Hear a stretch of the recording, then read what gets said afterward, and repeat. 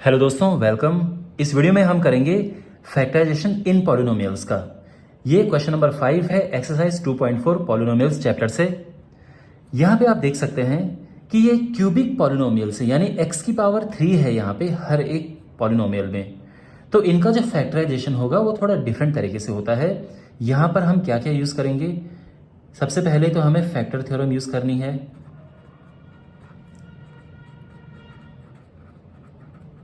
उसके बाद हमें डिवीजन करना होता है, ठीक है। और उसके बाद हमें मिडिल टर्म स्प्लिटिंग मेथड से फैक्टराइजेशन करना होता है। एक ही क्वेश्चन में हमें ये तीन चीजें अप्लाई करनी होती हैं, तब जाके ये सॉल्यूशन निकलता है। तो यस, इसका आंसर लॉन्ग होता है, लेकिन एग्जाम में आपके पास ये क्वेश्चन जब आते हैं तो 4 मार्क्स में 5 मार्क्स में इस तरह से आते हैं, ठीक है ना। So it's totally worth it. आप इनको सीखिए तो एग्जाम में आपको मार्क्स भी अच्छे मिलेंगे। वेल, तो सबसे पहला पार्ट है ये 3 स्टेप हम फॉलो करते हैं इस तरह के क्वेश्चंस में। जहां तक इस पर्टिकुलर क्वेश्चन की बात है, तो ये जो क्वेश्चन है ये 2 तरह से हो सकता है। ये क्वेश्चन सीधे भी हो सकता है। तो अगर आपके पास एग्जाम में एक क्वेश्चन आ गया, ये पर्टिकुलर क्वेश्चन की मैं बात कर रहा हूं, तो इसको आप इस तरह से भी कर सकते हैं, x³ minus 2x² minus x plus 2। अब यहां पे अगर हम कॉमन लेंगे x² तो ये बचा x माइनस 2, और यहाँ -1 कॉमन लेंगे तो ये होगा x माइनस 2। समझ गए। अब दोनों से x माइनस 2 कॉमन लेंगे हम, तो ये हो जाएगा x² माइनस 1। अब ये है x माइनस 2। x² माइनस 1 को हम इस तरह से भी लिख सकते हैं, और आप जानते हैं a² माइनस b² क्या होता है, a plus B a minus B.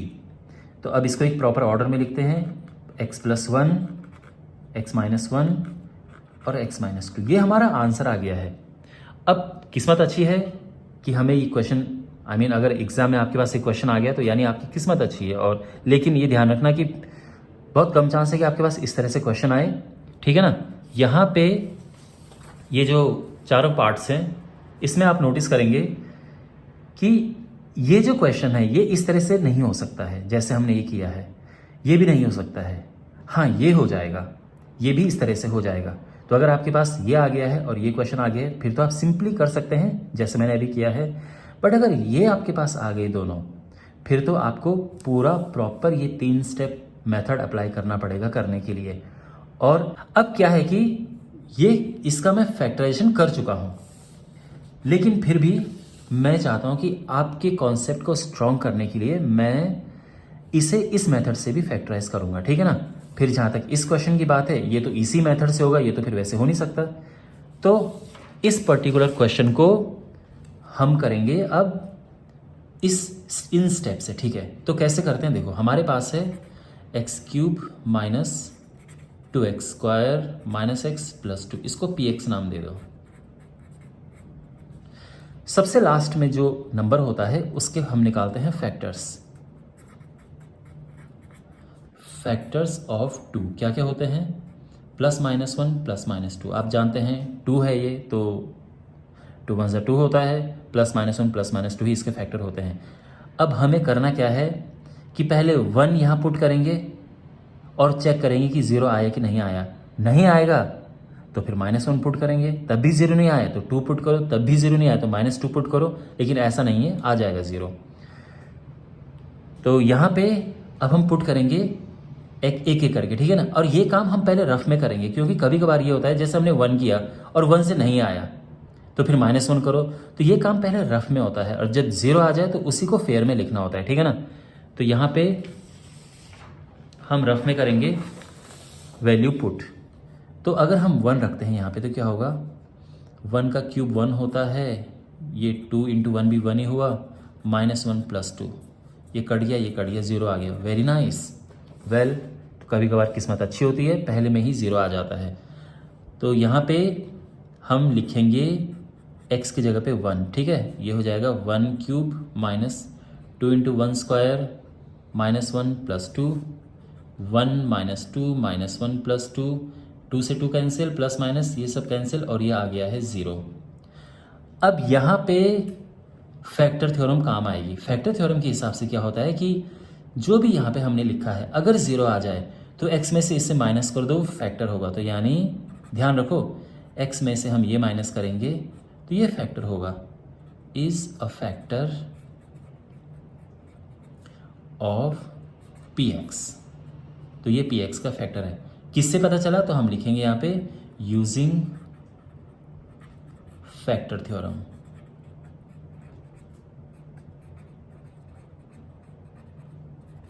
तो आई होप आपको समझ आ गया होगा कि फैक्टर थ्योरम का यूज करके हमने ये निकाला है, ठीक है ना? क्लियर? एक फैक्टर हमारा आ गया है, लेकिन अभी तो हमें 3 निकालने हैं, तो दूसरा हम क्या करते हैं? डिवीजन। तो अब हम करेंगे यहाँ पे डिवीजन। तो बेसिकली हमें इसे डिवाइड करना है जो हमारा फैक्टर आया है। तो यहाँ पे x³ minus 2x² minus x plus 2, इसे हमने डिवाइड करना है इससे, ठीक है? और यहाँ पे ये जो क्वेश्चन है, ये ऐसा समझो कि अल्टीमेट क्वेश्चंस हैं ये। क्यों?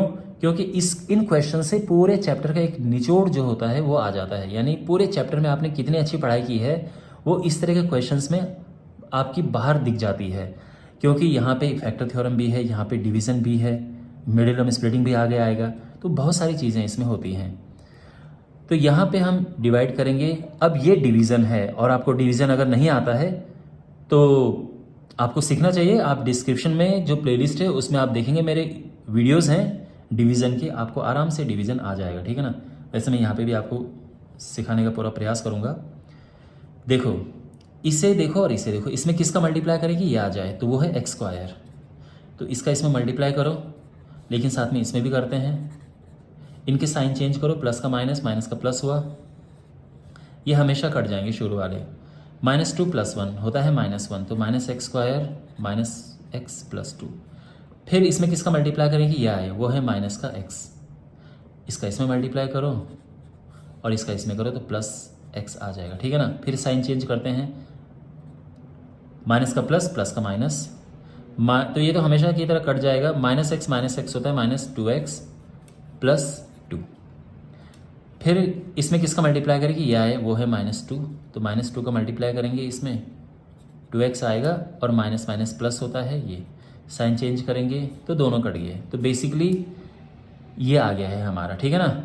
तो अब हम क्या करेंगे, ये जो इसके बाद हम क्या करेंगे, देयरफॉर जो ये है x³ minus 2x² minus x plus 2, ये हो जाएगा, एक तो x-1 है और साथ में समझ गए ना? यानी ये जो है ये है दिस इंटू दिस। ओके, तो अब यहाँ पे ये हमने कर दिया है, डिवीज़न भी हो गया है। अब क्या है? Middle term splitting. तो इसका हमने मिडिल टर्म स्प्लिटिंग करना है। तो देखो कैसे होगा, 2 के ऐसे पार्ट करो जिसको माइनस करके 1 आए। तो 2 1 2 होता है, 2 एकम 2, x² minus 2x plus 1x minus 2, ठीक है? अच्छा, यहाँ हम यहाँ से x कॉमन लेंगे तो बचेगा x माइनस 2, 1 कॉमन लेंगे बचेगा x माइनस 2, समझ गया ना? और अब यहाँ पे देखो x माइनस 1, इन दोनों से x माइनस 2 कॉमन है, x यहाँ बचा और प्लस 1 यहाँ बचा, और ये आ गया आंसर। आप चाहो तो इसको प्रॉपर ऑर्डर में लिख दो, इसको पहले, फिर इसे और फिर इसे, ओके? और ये हमारा फुल एंड फाइनल आंसर आ गया है। तो आप देख सकते हैं जो यहाँ पे आंसर आया था सेम आंसर ये आया है। तो अगर ये पर्टिकुलर क्वेश्चन आपके एग्जाम में आ जाए तो आप इससे भी कर सकते हो, लेकिन फिर आपके पास ये क्वेश्चन 1 या 2 मार्क में आएगा। लेकिन अगर आपके पास ऐसा क्वेश्चन आएगा कि आप इससे नहीं कर सकते हैं और केवल इसी से ही आपको करना पड़ेगा, तो वो ज़्यादा मार्क्स में भी आता है। तो दोनों तरफ से आपका फ़ायदा है। अब हम करेंगे इसका सेकंड पार्ट। वेल, तो यहाँ पे हमारे पास सेकंड पार्ट है, इसको हम ले लेते हैं। Let px is equal to x³ minus 3x² minus 9x minus 5। तो ऑफकोर्स पहले हम फैक्टर थ्योरम यूज़ करेंगे, फिर डिवीज़न करेंगे, फिर मिडिल टर्म स्प्लिटिंग करेंगे, ओके? तो क्या करते हैं, सबसे पहले इसके फैक्टर निकाल देते हैं। फैक्टर्स ऑफ 5 क्या होगा? +-1 एंड +-5, यही तो है भाई। 5 1 5, तो या तो 1 होगा या 5 होगा। अब हम एक एक करके चेक करेंगे, पहले 1 रखेंगे, फिर -1 रखेंगे, फिर 5 रखेंगे, फिर -5 रखेंगे, मीन्स तब तक रखेंगे जब तक 0 नहीं आ जाता है। शुरू में 0 आ गया तो फिर तो अच्छी बात है। तो अगर हम यहाँ 1 रखते हैं तो क्या होगा इसमें, ठीक है, बात एक ही है। 1 का क्यूब 1, -3, -9, -5, नहीं 1 रख के 0 नहीं आएगा, है ना। अब -1 रख के देखो, तो -1 का क्यूब, -1 स्क्वायर, -1, -5, -1, 1, माइनस का प्लस, तो ये हो गया -1 -3 +9 -5, 9 प्लस का और माइनस के भी 9 हो गए और ये 0 आ गया, यानी -1 रखने से 0 आया है। तो हम क्या लिखेंगे यहाँ पे, p-1 इज इक्वल टू, सीधे -1 पुट करो इसमें, -1 स्क्वायर, ये हो गया, -1 का क्यूब -1 होता है, -1 का स्क्वायर +1 होता है, माइनस का +9, और ये हो गया -1 -3 +9 -5, 9 -9, और ये 0 आ गया है। तो आप सीधा लिखेंगे देयरफॉर, मैंने क्या कहा था आपको पिछले क्वेश्चन में भी, कि जो भी यहाँ पे होता है अगर 0 आ गया है तो x में से इसको माइनस कर दो, तो हम कहेंगे कि देयरफॉर x -1, ठीक है। तो ये जो भी है is a factor of px। तो ये एक्चुअल में है क्या, अगर हम माइनस करेंगे तो प्लस हो जाएगा, यानी x + 1 is a factor of px। तो बेसिकली एक हमारा फैक्टर आ चुका है, और यहाँ पे ये किससे आया है हमें लिखना चाहिए, यूजिंग फैक्टर थ्योरम।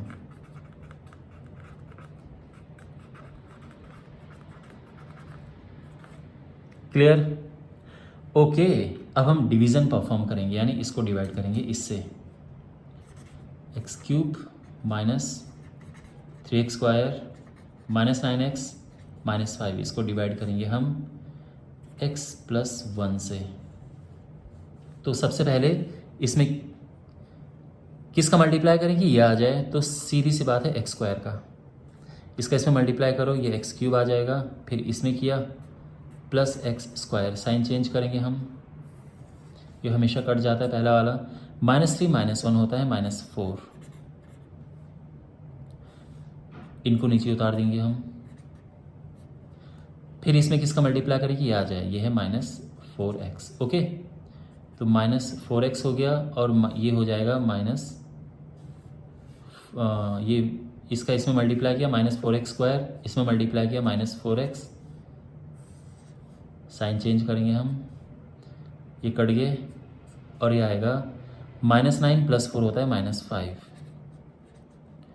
और अब इसमें किसका मल्टीप्लाई करेंगे, ये आ जाए, वो है -5, तो ये हो गया -5x -5, ओके।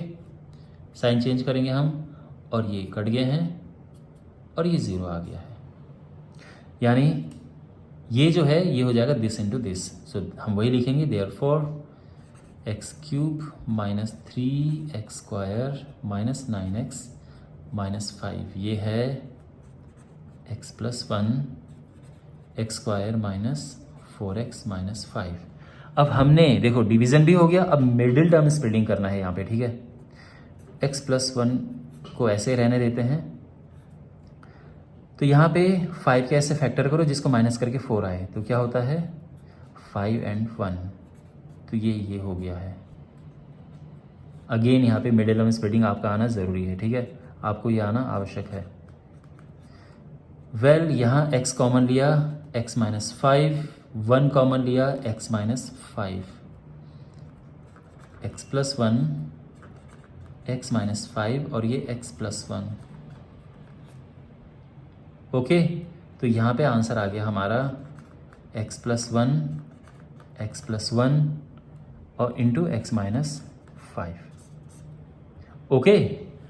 वेल तो आई होप आपको ये अच्छे से समझ आया होगा। अब हम बढ़ते हैं तीसरे पार्ट की ओर। अब हमारे पास ये पार्ट है, और अगेन सेम प्रोसेस हम फॉलो करेंगे। तो सबसे पहले इसको px नाम दे देते हैं, x cube plus 13x square plus 32x plus 20। अब जो है यहाँ पे हम फैक्टर्स निकालेंगे 20 के। तो क्या होते हैं, देखो प्लस माइनस 1 तो हमेशा होता है, 2 भी होता है, 4 भी है, 4 5 से 20, 5 भी है, फिर 10 भी है और फिर 20 अपने आप है। तो ये सारे इसके फैक्टर्स होते हैं। तो एक एक करके हम रखेंगे और देखेंगे कि कब ज़ीरो आता है। तो यहाँ पे इतना तो हमें आराम से समझ आ रहा है कि यहाँ पे प्लस की वैल्यू रखे तो ज़ीरो आएगा नहीं। आप समझ रहे हैं, अगर सारी में मैं अगर +1 रख दूँ तो ये सारा ही प्लस आएगा, तो ज़ीरो तो होने से रहा। तो इतनी समझदारी हम वहाँ पे दिखाएंगे। माइनस की वैल्यू रखना शुरू कर देंगे हम। तो माइनस की वैल्यू रखेंगे तो ज़ीरो आएगा, ठीक है ना। तो यहाँ पे अगर -1 रखा, -1 cube plus 13 into -1 square plus 32 into -1 plus 20, -1 plus 13 -32 plus 20 कितना आएगा ये दोनों माइनस के हैं, -33, और ये दोनों प्लस के हैं, ये भी +33। अरे वाह, ज़ीरो आ गया है, ठीक है ना। तो ज़ीरो कैसे आया, तो हम यहाँ पे लिखेंगे p-1 is equal to -1 cube -1 square -1 plus 20, -1 plus 13 -32 plus 20। तो प्लस का 33 हो गया, माइनस का भी 33 हो गया, और यह आ जाएगा ज़ीरो। तो क्योंकि ये ज़ीरो आ गया है, तो देखो मैंने क्या कहा था आपको कि जो भी हम यहाँ पे लिखते हैं अगर उसको रखने से ज़ीरो आ जाए तो x में से इसे माइनस कर दो और वो हमारा बन जाएगा फैक्टर। तो हम लिखेंगे देयरफॉर x -1 यानी x + 1 is a factor of px। और ये किससे पता चला हमें, यूजिंग रिमाइंडर थ्योरम।